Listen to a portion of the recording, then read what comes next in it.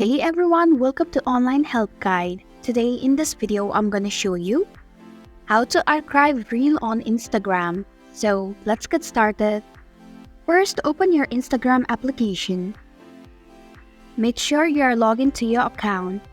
Then tap on your profile icon at the bottom right corner of your screen. Then select the reel that you want to archive. Now tap on the three vertical dots. And then select Archive option. And this is how you can archive reel on Instagram.